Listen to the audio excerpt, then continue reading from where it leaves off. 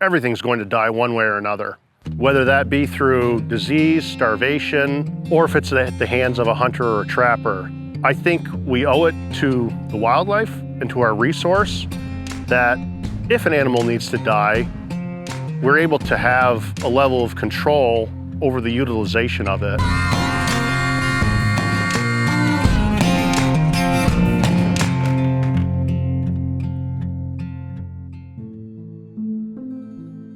Beavers are extremely abundant. Well, these individuals in the population that we can harvest and we take, we're eating food off of that.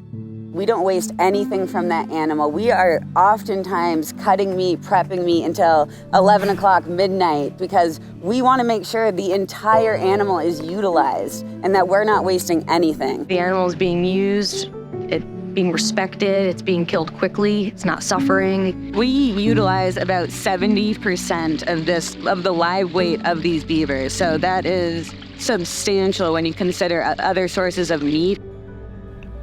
Access to wildlife can improve food security in communities, right? That access to wildlife is ultimately a matter of social equity. It can help people, it can help communities. We're taking the hide, we're making products out of that. We're taking the skull, we have domestic beetles. Skulls are being used for education purposes. We're taking the glands, we're taking the meat. Our generation also loves their co-ops, their local farmers markets, and which is awesome.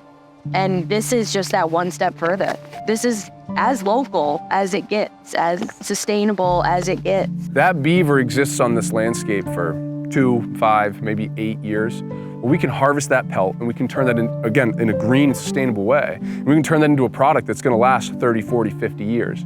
And that's biodegradable. When you're done with your pair of beaver mittens that's kept you warm for 40 years, you could hypothetically throw it out back and the microbes are gonna take it away.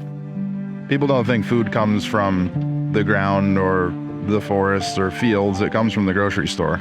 They love chewing on hamburger steak, and yet they complain all the time about the people that are either growing or harvesting the animals. Even the vegetarian, the machinery that produces the vegetable crops, when they go out there in that field with that mower, they are killing ground nesting birds, all kinds of snakes, mice, small rodents. They're all beautiful and wonderful in their own way. But if you live on this planet and you eat, which you've got to do to stay alive, you're having an impact on wildlife, period. The problem is that we have outsourced all of our consumption. We can buy a new pair of sneakers and never face what that is doing to the land, what that's doing to people, what that's doing to cultures. We're seeing that whole process instead of going to the grocery store, buying beef we don't know anything about, eating it, and then forgetting about it. Like, we are closing that circle and building community and connection through our food.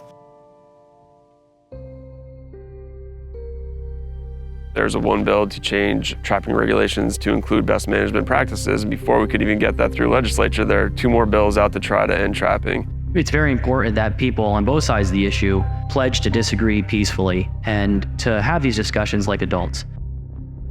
When we only look at a single issue without putting it in context of broader economics, broader social dynamics, I think we really do a disservice to the conversation. I would try to discourage legislators from voting to ban trapping.